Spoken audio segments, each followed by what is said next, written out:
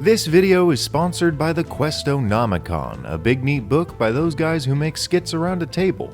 This neat little Kickstarter can quickly and easily throw a new, unique adventure at any low-level party and probably not have anyone die, because the stat blocks are adjusted to be real interesting but also not that hard. Like these 5 guys. We got some kind of sky cowboy, a pirate of the carabiner, looks like a grandma with really bad back pain. There's this big guy and, oh, they made a bard one of the villains. That's really cool actually. They also have the most well-designed dice box I think I've ever seen on a Kickstarter.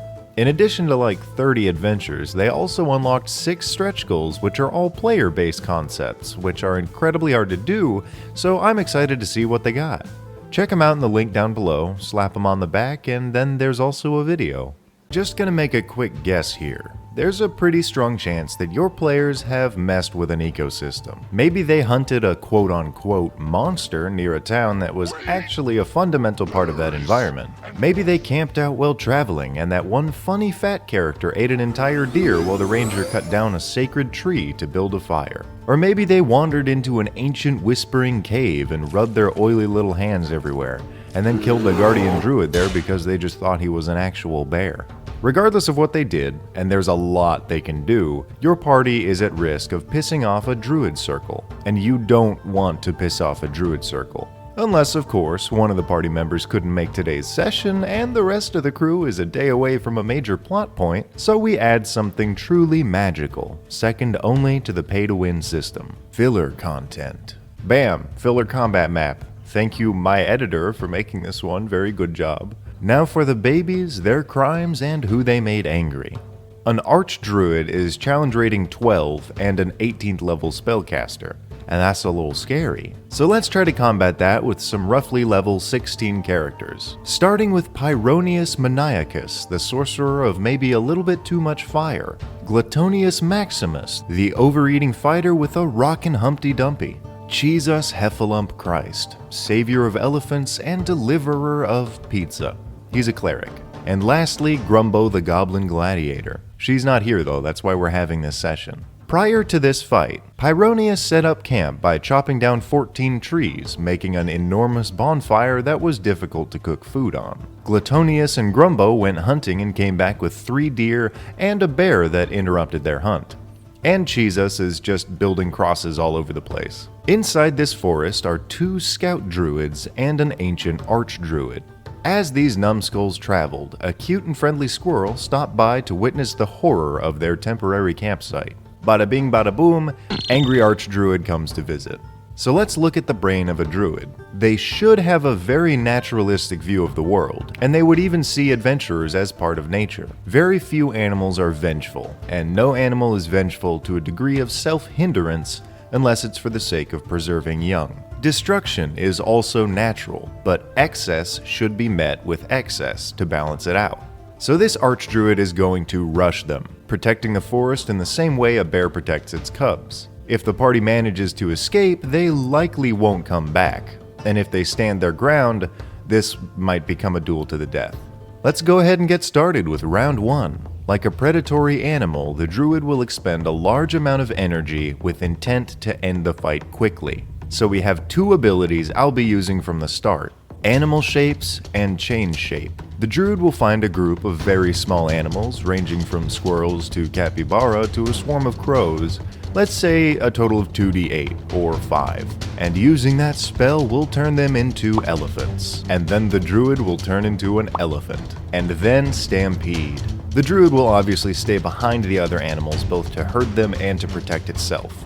This round won't function as a surprise round because they're elephants, so let's slap together a little initiative. Pyronius, Jesus, Big Elephant, Gluttonius, and 5 other elephants. Pyronius would obviously sling a fireball in response, scorching 3 elephants, leaving them with about 2/3 of their health.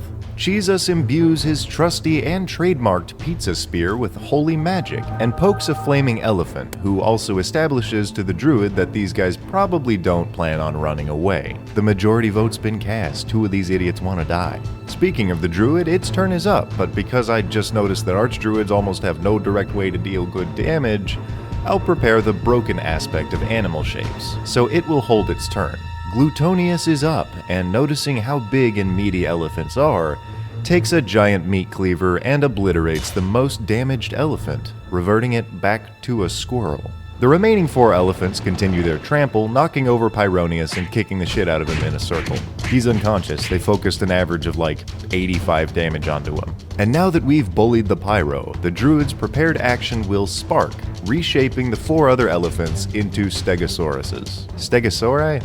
Stegos. The cute thing about this spell is that when they gain a new form, which you can cause to happen every round, they gain new hit points. You can be a bully about that and say that they regain everything every turn, but I'll play it off fairly and rule that their maximum changes, but it doesn't undo the amount of damage that they've taken. Now that we're in a confusing scene with transforming giants and a downed pyromaniac, Jesus will give that pyro a pat on the back and the healing light of cheesy goodness, which do be taking his turn though.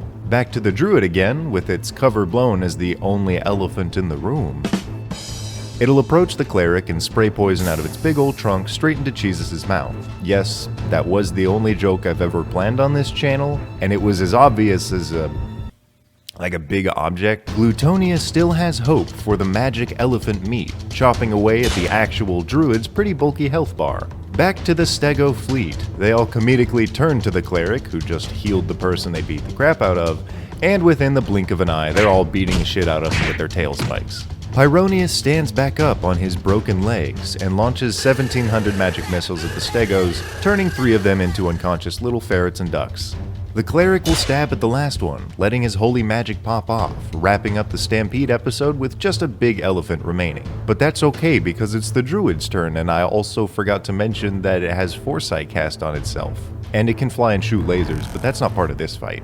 Instead, Firestorm. The sorcerer is down again, the fighter's a little beaten up, and the cleric has a broken face, but he can still kind of see through the swelling. Glutonius will keep cleaving away, struggling to hit this elephant that can see into the future because Druids are broken. Back to the cleric, because the sorcerer has an unfortunate initiative, he'll attempt to dispel this elephant to hopefully get some answers. But after a critical success, the elephant just loses its future vision. The druid drops the elephant shape to benefit from a higher AC, sidestepping the fighter to line up a final move and blasting them both with a sunbeam while disrespectfully looking the other way.